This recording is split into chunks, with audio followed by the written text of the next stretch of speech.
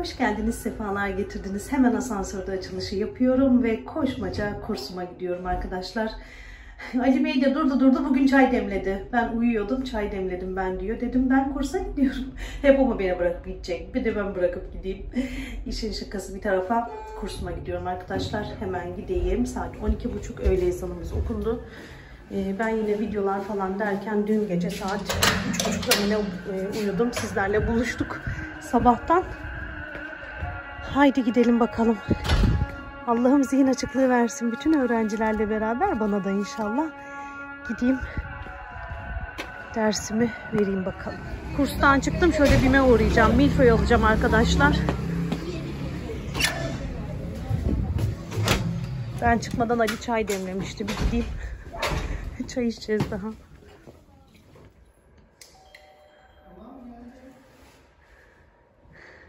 Evimize geldim arkadaşlar.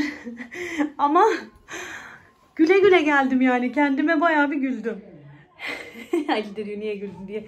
Gel anlatayım, gel. Az gel yanıma Ali. Az gel. Gel anlatacağım, yanıma gel şöyle. Oy.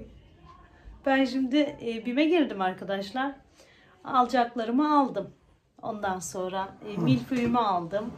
Sonra bir böyle saklama kabı gibi bir şey aldım. Sonra Nesin ablamla karşılaştım, eski binadan komşumuz. Bir de baktım ki param yok. Kasaya gittim. Nesin ablayla yarım saat konuştum. Kucağımda işte saklama kabı, milföy falan. Kasaya işte beraber geçtik. Ondan sonra hay dedim, ben şimdi Kur'an kursuna giderken bez çantayı takıyorum. Normal kol çantamı almıyorum, hani kitap sığmıyor içine diye. Sonra kasaya gittim ki cüzdan yok, para yok, kart yok. Ondan sonra ne yapayım çocuğuma? Ay dedim sonra alırım dedim, hani yanımda nakit yok, para yok, kart yok. Nesin abla sağ olsun, ben geçeyim dedi. Yok Nesin abla dedim ya, aciliyeti olan bir şey değil, saklama kabı yani sonuçta, sonra uğrar alırım dedi. Öyle oldu işte. Hadi be. Yani tahmin ettim, bak şu gelin boş geldin. aldım dedim. Değil mi? BİM'e gidiyorum dedim. Ali de ben evden çıkacağım dedi bana. Aradı. Anahtarın var mı dedi. Yok anahtarım dedim. Parka mı gitmek istiyor bu, ne yapıyor peşime? Peşine mi geliyor? Götür parka götür. Babası dün götürdün kliniğe, şimdi de götür. Ondan sonra öyle işte. Bir gittim ki yok, para mara yok. Sağlık olsun. Neyse ben şimdi bir kahvaltı yapayım. Hani kahvaltı öyle? Çayı ısıt hemen. Çayı hemen ısıtayım. 2 de yumurta kırayım, karnımı doyurayım. Ben 3 yumurta kırdım, sen 2 3 yumurta mı yedin? Afiyet şifa olsun. Doyurmuş karnını. O zaman karnımı doyurayım. Günümüze başlayalım güzel arkadaşlarım. Ali'nin dediği gibi çayı ısıtıyorum. Hatta kaynamaya başladı. Yumurtamı pişirdim. 2 tane yumurta pişirdim arkadaşlarım. 2 dilim börek aldım. Yumurtamı ekmekle pişirdim. Karbonhidrat batağına düştüm arkadaşlar, çıkamıyorum. Enerjiye ihtiyacım var. Şimdi azıcık böyle yiyebilmeye de başlamışken karnımı bir güzel doyurayım istiyorum. Ne yalan söyleyeyim. Şimdi çayımı da alayım.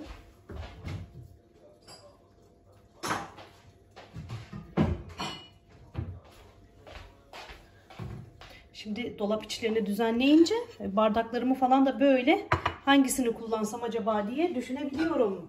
Hemen elime geleni almıyorum. Vallahi düzen gibisi yok. Hepsini yapıp halledeceğim Allah izin verirse.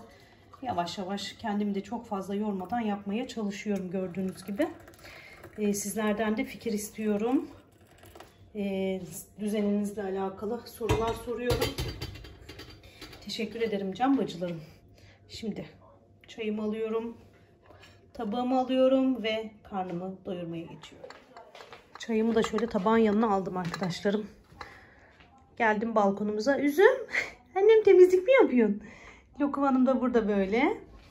Balkon keyfindeler. Pilavımı koymuştum şöyle ortaya. Bu yine böceklendi. Gördüğünüz gibi bakın beyaz beyaz böcekler var. Bunu Arap sabunuyla bir fısfıslama yapmam lazım. Çünkü bu yaprakların küçük çıkmasına onlar sebep oluyor. Bitkinin özünü emiyorlar. Neyse karnımı bir doyurayım arkadaşlarım. Dışarıda da hava bayağı bir serin. Gelirken o serinliği bayağı bir hissettim yani. Bir de Amerikan servisi alayım şunun altına. Şöyle Üzüm Efendi'ye yakın gelelim. Sehpayı da çekeceğim. Diğer türlü yakın oluyordu kullanımı. Şimdi böyle çekiyorum. Vallahi kilime falan da takılmıyor. Lokum Hanım da gerildi orada. Kilime falan da takılmıyor. Sehpa rahatça. Bu halı da böyle gördüğünüz gibi kayıyor. Ben güzel bir şekilde karnımı doyurayım. Ondan sonra hızlı işlere koşturacağız. Arkadaşlarım, kahvaltı yaparken şöyle kafamı bir kaldırdım. Şu dile bakar mısınız ya? Allah'ım ya Rabbim, kendinden geçmiş cadı. Tipe bakın.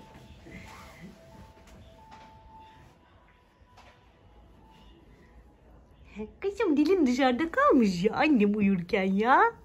Bebeğim. Bal. Annecinin balı. Anca hayat. Hiç yardım etme anneye. Hiç. Şöyle televizyonumun sesini kısayım. Radyomu açtım. Bir taraftan da işlerime koyuldum. Koşturuyorum arkadaşlar. Dedim Fırfırella'yı çalıştırayım. Fırfırella da burada koştursun. Evin kızları boş boş oturmasın. Lokum Hanım balkonda yatıyor öylece. Fırfır da orada duruyor öylece. Çalışsınlar. Alayım da bakın. Yüzümün tüyünü görüyor musunuz? Ha? Bir güzel toparladı vallahi, mis. İyi ki almışım. Bazı arkadaşlar soruyorlar, Yeliz'cim gerekli mi? Hani memnun musun? Falan diye soruyorlar. Çok memnunum arkadaşlarım. Gerçekten yani ben yapamazken yapıyor. Ben başka tarafları toparlarken o buraları süpürüyor ediyor. Dik süpürgeyle şu köşeleri alıyorum ben arkadaşlar. Hani her seferinde almasam da dik süpürgeyle alıyorum. Gerisini Fırfır'a bırakıyorum. Gerçekten benim için büyük kolaylık oldu. Kullanan arkadaşlarım da aynı şekilde yorum yapmışlardı daha öncesinde. Yani yatakların, koltukların altını süpürmesi bile gerçekten yetiyor. Eğilmeye böyle çok fazla zorlanarak süpürmeye gerek yok. Ondan sebep eğer almayı düşünüyorsanız, böyle arada kaldıysanız mutlaka alın derim arkadaşlar. İmkanınız, gücünüz varsa alın derim. Allah herkese de almayı nasip etsin, isteyen herkese. Çiçeğimizle alakalı, dekorumuzla alakalı aynı kanıya vardık. Sizler de böyle çok şey görünmediğini düşündünüz. Hani hoş görünmediğini düşündünüz. Ben daha önce de puf kullandım arkadaşlarım. Pufu oturma olarak düşünmeyin de. Şöyle uzaklaşayım azıcık, sesi azalsın diye. Biz böyle ayağımızı uzatmak için, aynı zamanda sehpa olarak kullanmak için ben pufu yaptırdım. Daha önce de kullandığımızdan dolayı çok memnundum. Önceki takımımda da vardı. Daha önceki yani nasıl diyeyim, gri takımlardan önceki takımımda vardı. Böyle otururken uzatıyoruz ayaklarımızı. Çayımızı, kahvemizi içiyoruz. Rahat oluyor yani. Üstüne cam kestir diyen arkadaşlarım var. Kesinlikle cam hiçbir eşya istemiyorum. Kullanamam. Kedilerin ayak izini, tüylerini yok edemem. Sürekli elimde bez dolanamam arkadaşlar. O yüzden cam eşya kesinlikle evde istemiyorum. Hiç de heves etmedim açıkçası. Öyle. O zaman ben devam edeyim. Fırfırella'yı yalnız bırakayım. Ben de gidip arka odalardaki işlerimi halledeyim. Hemen kettle'ımı kapattım. Evde elektronik eşya sesi eksik olmuyor arkadaşlar. Bir taraftan çalışıyorlar, bir taraftan ben de yemeğimizi yapmaya uğraşıyorum. Kettle'a su koydum da pilav yapacağım arkadaşlar. Bulgur pilavı yapacağım. Etli yemeğimden var. Şehriyemi de çıkardım. Fırfırella'da yatak odaları tarafında koridor. Cansu'nun odası, Caner'in odası ve yatak odamızı süpürecek. Ben de dedim o sırada yemeğimi yapayım. Şehriyemi de getirdim. Şehriyeli bulgur pilavı yapacağım arkadaşlar. O zaman şöyle bulgurumu azıcık ısıtayım. Bu iri diş bulgur. Birazcık pişmesi uzun sürebiliyor. O yüzden azıcık suda bekleteyim şehriye kavrulana kadar. Ocak başına aldım sizi. Hadi gelin. Şöyle güzel bir bulgur pilavı yapalım. Bu yağdanlığa da alışamadığım gibi bir şey oldu, biliyor musunuz arkadaşlar? Kapağını açıyorum. Şu üstteki kapağını açıyorum çoğu zaman. Şimdi pilava tereyağı da ekliyorum ama böyle şehriyeyi, bulguru kavururken değil de suyunu ekledikten sonra ekliyorum. Çünkü yanıyor, kokuyor, böyle ağır kokabiliyor bazen. Ondan sebep böyle yapıyorum. Şimdi bugünden beri boynumun şurasında bir ağrı var arkadaşlar. Böyle gerilmiş gibi, sanki böyle buram sertleşmiş gibi, gerilmiş gibi bir ağrı var. Birazcık beni böyle huzursuz etti bugün. Masaj aletine geçeceğim sözde. Masaj aletiyle azıcık bir oralarıma masaj yaptırayım istiyorum ama işimi gücümü de bir toparlayayım dedim. Ondan sonra fırsat bulabilirsem onu da yaparım. Banyom kaldı toparlanacak. Şöyle bir halledeceğim. Dün almış olduğum yüzey havlusu mu? Havlu mendil işte. Onunla beraber şöyle hızlıca da bir toz alırım. Evimin işi bitmiş olur arkadaşlar. Ali Bey klinikte. Caner'cim dershanede. Cansu'nun mekanı belli zaten, biliyorsunuz. Ben Kur'an kursundayken Ali bulaşık makinemizi boşaltmış. Sağ olsun canım benim. Allah razı olsun. Boşaltmış, üst üste yığmış yine. Gösteririm size. Bir güzel bir düzen yaptım diyordum dün.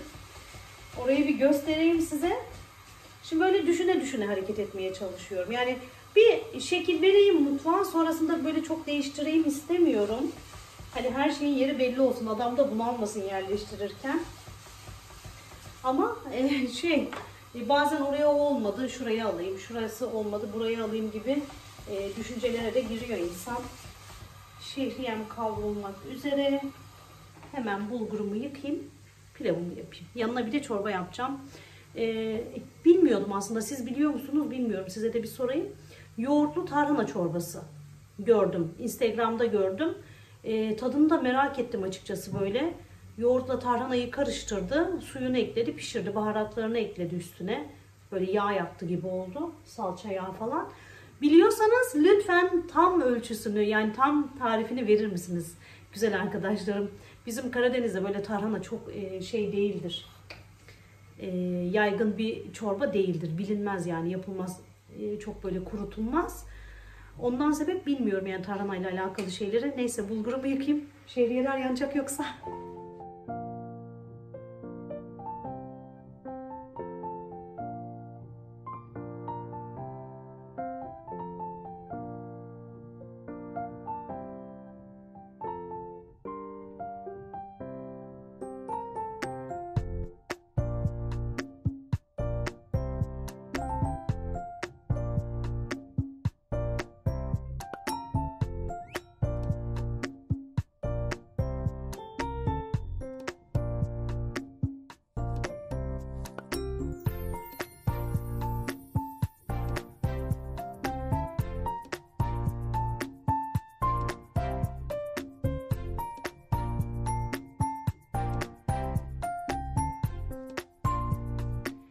Bismillah dedim, yoğurtlu tarhana çorbası yapmaya başlıyorum arkadaşlar.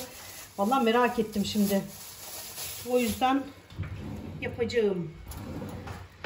Siz de artık bilen arkadaşlarım da doğru mu yaptım, yanlış mı yaptım zaten söylersiniz yorumlarda bana. Biraz tarhana ekleyeyim. Bismillah.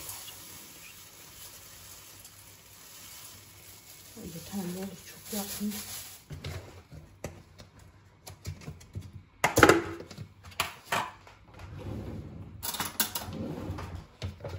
Yoğurt ne kadar ekleyeceğim bilmiyorum ama şöyle göz kararı. Yoğurtlu çorba yapar gibi sanki, böyle yayla çorbası misali sanki. Bu da yeter.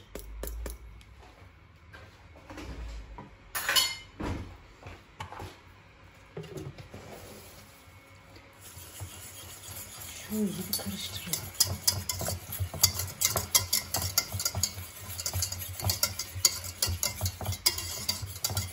Şimdi buna ben soğuk su ekleyeceğim muhtemelen.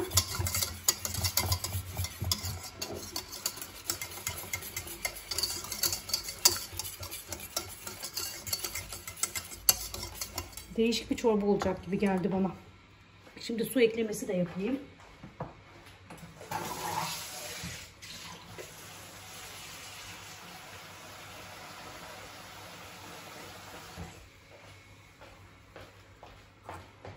Pirinci yıkadığım bende.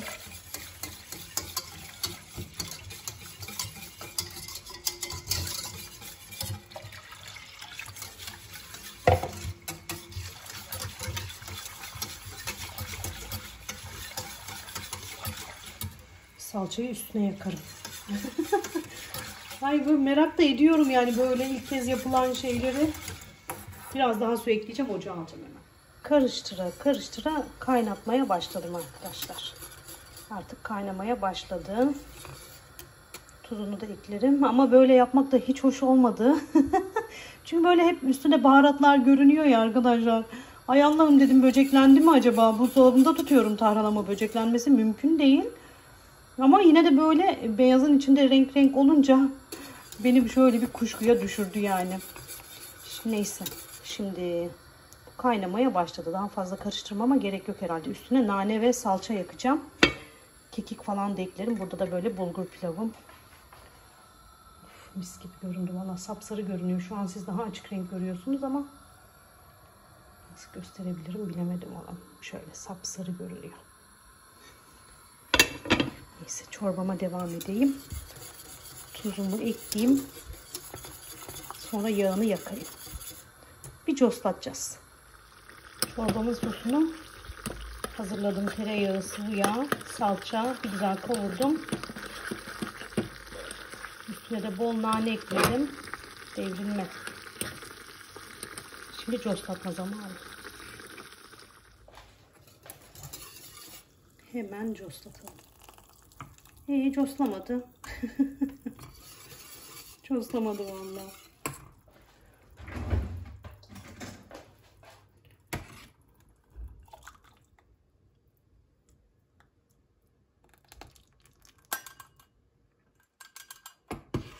Şöyle bunu alayım içinden.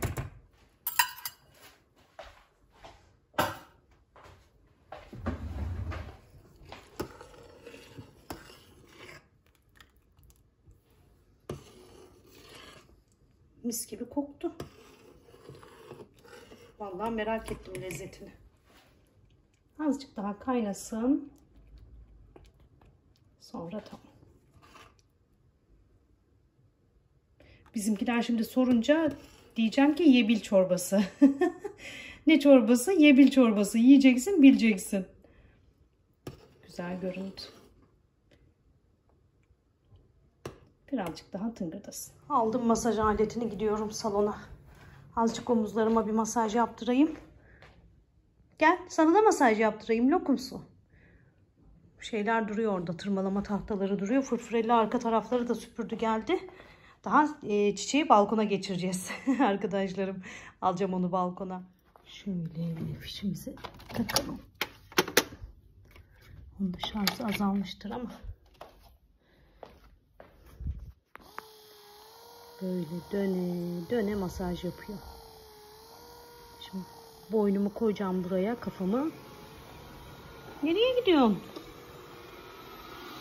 Şarj olmaya mı gelmiştin sen yoksa? Herhalde öyle bir şey.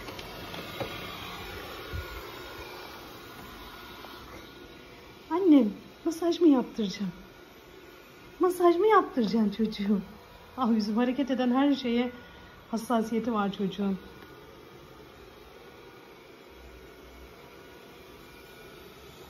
Annem, sana göre değil o. Vallahi bir iyi geldi, bir iyi geldi. Böyle tıkır tıkır ediyor böyle kulunçları. Dağıtmaya uğraşıyor arkadaşlarım. Bayağıdır çalışıyor. Isıtma da yapıyor. Güzelce ısıtıyor da. Trendyol'dan almıştık güzel arkadaşlarım. Linkini isteyenler oluyor ama çok uzun zaman oldu alalı. Trendyol'dan masaj aleti diye arama yapıp bakabilirsiniz, bulabilirsiniz. Artık kalkayım ben. Yeter bu kadar. Merak ettim, şöyle masaj sonrası azıcık 2 kaşık bakayım dedim. Bu nasıl bir lezzet? Bu nasıl bir güzellik? Çok beğendim arkadaşlar. Vallahi hemen şöyle kaseye alacağım. İçine azıcık da ekmek. Oh mis, sıcak sıcak içeceğim. Gerçekten sanıyorum tarhanayı artık ya çok bol domatesli yapacağım ya da bu şekilde yapacağım. Vallahi çok beğendim. Eminim evdekiler de çok beğenecekler. Mis mis, şifa olsun inşallah. Hemen içmek istiyorum sıcak sıcak. Dün akşam da demiştim size, bizimkileri bekleyince böyle yemek saati çok geç kalıyor. Hani benim yemem de çok geç kalıyor. O yüzden Ben karnımı doyurayım. Üstüne de bulgur pilavı, azıcık da yemek alırım yanına. Karnımı doyururum. Artık onlar da ne zaman gelirse o zaman yerler. Çünkü Cansu'nun hani ne zaman kliniği kapatacağı belli olmuyor. Öyle yani. Ben karnımı doyurayım. Hazır çorbayı da böyle çok beğenmişken. Gerçekten çok lezzetli. Onlar da gelince hazırlarım onlara. Yemekler sıcak olduktan sonra bir sıkıntı olmaz. İyi. O zaman bana afiyet olsun. Üstüne bir de şekerli bulgur pilavı. Oh mis. Tatlımızı da o şekilde yemiş oluruz. Yemekleri de koydum. Yemekler ısınsın. Ben de size yapmış olduğum düzeni göstereyim arkadaşlarım. Bakar mısınız? Bakar mısınız ne yaptım? Ben böyle tepsilerimi buraya aldım. Büyük tepsilerimi. Haziranlı tepsiyi de buraya koydum. Belki çıkarırım tezgaha, bilmiyorum. Şu tabaklığım kilerde duruyordu arkadaşlar. Tezgaha tabak koyuyordum. Çok da şık duruyordu aslında bakarsanız. Sonra tezgahı böyle biraz sadeleştireyim diye kaldırmıştım. Sonra bakın Amerikan servislerimi koydum böyle. En azından bunlar şimdi birbirine yapışıyor arkadaşlar. Modelini falan da böyle birbirinden ayırması zor oluyor. Şöyle olduğu zaman hangisi anlayamıyorsun hani. Öyle olunca dedim ki Amerikan servislerimi böyle yerleştireyim. Hangisinin nerede olduğu belli olur. Daha rahat kullanırım. Daha pratik olur. Daha kolay olur dedim. Şu suplalarım da sığdı. Hani böyle onun da kullanımı zor olmayacak. Bir tane büyüğü buraya koydum. Sonra buraya ekmek sepetimi koydum. Buraya döner standımı koydum. Bambu tepsimi koydum. En son aldığım ayaklı sunum peynir tabağı gibi düşünün. Hani köşeye koymuştum, dekor yapmıştım. Belki onu tekrardan yaparım. Burayı bu şekilde düzenledim arkadaşlar. Sonra bakın tencereleri Ali Beyciğim böyle buralara dizmiş. Makinedaydı. Makineye yerleştirince işte birçok tencerem makinedaydı. Burayı da böyle birbirinin üstüne koymuş. Sağ olsun, yaptı mı yaptı. Allah bin kere razı olsun. Allah başımdan eksik etmesin. Allah'ım acısını göstermesin ki bugün Nesin ablamla konuştuktan sonra daha çok böyle bir şey yaptım. Hani hep dua ediyorum da Nesin ablam da eşini kaybetti. Ondan sebep işte arkadaşlar, hayatta ne acılar var ne acılar var. İnşallah şimdi düzeni, bütün dolap içlerinin düzenini sağlayınca, her şeyin yeri belli olunca inşallah Ali Beyciğim de ona göre yardımcı olur bana. Ama bu düzeni çok sevdim yani. Burada böyle Amerikan servislerimi ayrıca yapmak, düzenli tutmak hoşuma gitti. Belki ileride aldıkça yine araları hani karışabilir. Belki yine yan yana koymak durumunda kalabilirim ama en azından çok daha rahat olacak kullanışı. Güzel arkadaşlarım, benimkiler geldi. Cansu'cum Beyza'ya geçti Elif'le beraber. Ali ile Caner de geldi. Caner çorbadan içti. Ali tok geldi arkadaşlarım. Caner çorbadan içti. Dedi ki anne tarhana çorbası mıydı o, dedi. Yo dedim. Yoğurt var ama içinde tarhana var dedi. Var oğlum dedim. Yoğurt da var dedi. Benim çocuğum gurme olmuş. Var oğlum dedim. Nasıldı, beğendin mi dedim. Güzeldi dedi. Caner de sevdi. Şimdi ben ne yaptım? Birazcık dinlenmek için geldim burada. Bahar açtım arkadaşlar. Ondan sonra bir bölüm izledim. Bu sezonun hiçbir bölümünü izleyemedim ben. Bir bölüm izledim. Böyle boynum ağrıyor diye çok böyle şey yapmak istemedim. Şimdi ikinci bölüme geçmiştim ki Ali diyor ki inci taneleri yok mu? Kumandayı Ali'ye devrediyorum ve mutfağıma geçiyorum arkadaşlar. O da bir bölüm izler herhalde ben mutfağın işini hallederken. Ben şu kalan düzenleme işlerime devam edeyim. Bir çekmece, iki çekmece, bir kapak, iki kapak, ne oluyorsa artık bir düzenleme yapayım biraz daha. Ve bir ilk mi desem ne desem, Reyhanlara gidecektim. Reyhancığım çağırdı. Aslı oradaymış, işte çay demlemişler. Dedim Reyhan gelemem bacım dedim. Gideyim işte, geliyorum dedim. Bu sefer eve geç geliyorum. Videoyu düzenlemesi etmesi, uyuması etmesi çok geç kalıyor Reyhan dedim. Katlanacak çamaşırım var, mutfakta da işlerim var dedim. Öyle gitmedim yani, anlayacağınız. Ama canım da bir çay istiyor şu an, bir çay istiyor. Hazır çay da olsa güzel olacaktı. Belki azıcık şöyle 2 bardaklık demlerim. Eşlik eder misin bana öyle? Aslında çay demleyecektim. Ali yeşil çay içti eve gelir gelmez. 2 bardak demleyeyim mi? 2 bardak içersiniz zaten. 3 demleyeyim. Olur. Azıcık da çay demleyeyim. Valla böyle canım çay çekiyor yani. Bugün öyle kahvaltıda da bir fincan içtim. Başka da içmedim. O zaman çayımı demleyeyim. Bir taraftan mutfağımı da toplayayım arkadaşlarım. Düzenimize devam edelim. Kaldığımız yerden devam. Bilmiyorum ki ben en son hangi bölüm vardı öyle. Yani şeyden baksana. Yeni sezon diye Google'dan bak istersen. Bir gün önce diyor. Dün oynayan en son oynayandır o. Geçen hafta gibi bak. Kaç bölüm başladı bilmiyorum ki. Ali Bey izlesin. Ben de çayımı demleyeyim. Sonra keyif yaparız. Hayırlı olsun mu diyelim, ne diyelim güzel arkadaşlarım. Niye hayırlı olsun mu diyelim diyorum. Çünkü kombiyi yaktık. Artık kombiyi çalıştırdık. Dışarısı bayağı bir serin. Ben bir çıkacaktım. Ali dedi dışarısı bayağı bir serin.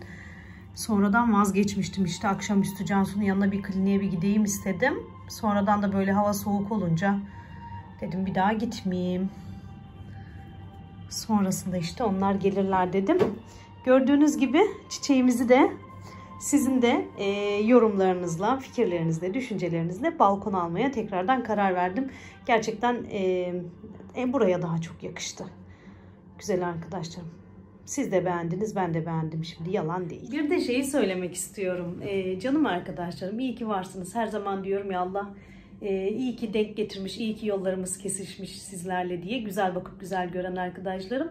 Yorum yaparken hani Yelizciğim seni kırmadan nasıl yazarım acaba diye düşünen, kırmadan yazan güzel arkadaşlarım. Yani size ben soru sorduğum zaman zaten kırılmam. Hiçbir şekilde kırılmam. Zaten hani sizin fikrinizi, yorumunuzu, düşüncenizi merak ettiğim için soruyorum. Şey mi oldum acaba sizin gözünüzde, böyle narin pıtırcık mı oldum? Eleştiriye gelemeyen bir tip mi oldum? Eleştiriye gelemiyor değilim arkadaşlar. Gerçekten yani uslubu düzgün yapılmış her söze açığım. Her fikre, her düşünceye açığım ama öyle yorumlar yapılıyor ki inanın o kadar kötü, o kadar çirkin yorumlar yapılıyor ki bazı yorumların karşısında da cevap vermeniz gerekiyor. Yani böyle haddi aşan yorumlar olduğunda bu eleştiri olmuyor. Bu hadsizlik oluyor, saygısızlık oluyor. Bazen de terbiyesizlik oluyor ve ben gerçekten hani insanlar kendine bunu nasıl yakıştırıyor da yazma gereği duyuyor, yazabiliyor diye düşünüyorum çoğu zaman. Ama böyle %99 arkadaşım zaten çok güzel gönüllü, burada izleyen güzel arkadaşlarım. Sevmeyenler de izliyor biliyorum. Didik didik saniye saniye izleyenler var, inanamazsınız. Yani böyle onu da nereden biliyorum biliyor musunuz? Yorumlar yapılıyor. Siz o yorumları okuyamıyorsunuz. Ben de bir kere okuyorum, daha okuyamıyorum.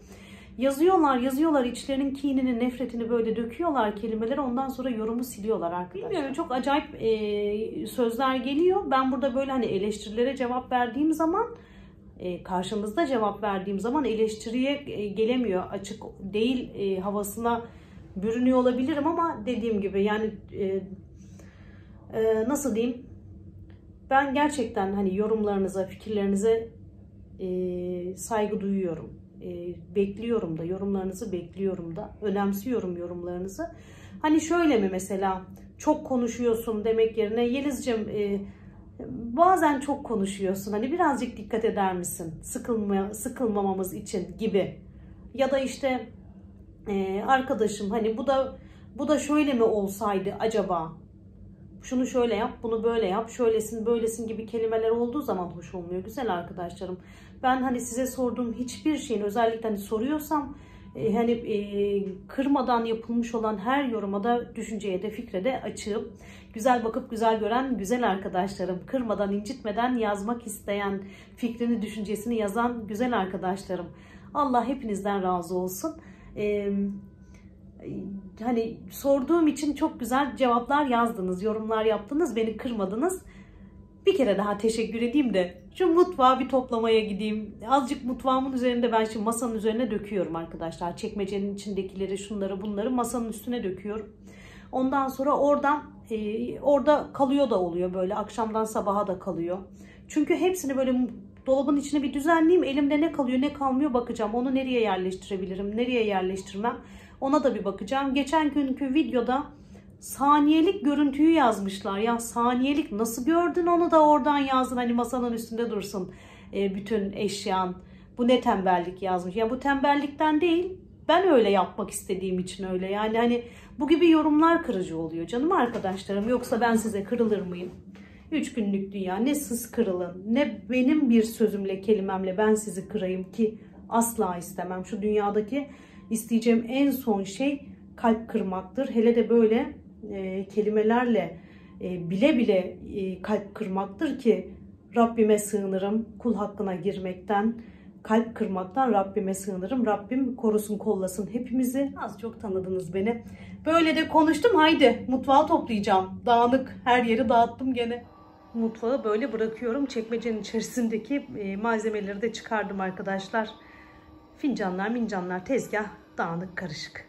Mutfağı oldukça dağıttıktan sonra Ali Bey'e eşlik etmek için geliyorum arkadaşlar. Çay keyfi yapacağız Ali Bey ile beraber. Ne bu Ali? Hayır onu biliyorum canım. Biskrem. Biskremimiz de var. Bugün hamur işi bir şey yapmadım, yani tatlı matlı bir şey yapmadım. Azıcık eşlik edeyim Ali Bey'e. Alişime diyeyim. Sonra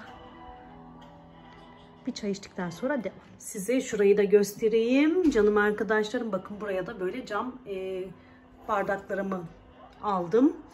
Şuraya porselen fincanlarımı aldım. 4 tanesini oraya koydum. Bunlar da var. Bu bardakların çaydanlığı da var arkadaşlar. Onu da şöyle yukarıya koydum. En üstte. Bunları böyle kahvaltılarda kullanırım artık diye düşünüyorum. Hani şimdi bunları kahvaltıda kullanıyoruz ya. Genelde kahvaltıda kullanıyoruz. Hemen buradan alırım. Masama hemencecik alırım. Böyle ocağın yanında rahat olur. Bu çekmeceyi böyle yaptım arkadaşlar. Servis kaşıklarımı falan koydum buraya böyle. Sonra rendemi, el rondomu falan da getirdim. Yine böyle pasta börek için kullanılacak dekoratif ürünleri getirdim. Şunları böyle koydum. Hamur kesme, ne deniyor buna? Hamur kesme bir şey işte. Küreğim, kart, hamur kesme kartı. Onu da oraya koydum ama arkadaşlarım. Şöyle de düşündüm sonradan. Dedim ki şu pasta malzemelerini falan şunun gibi kapların içine mi doldursam? Kiler dolabına koyarım şuraya karşıya.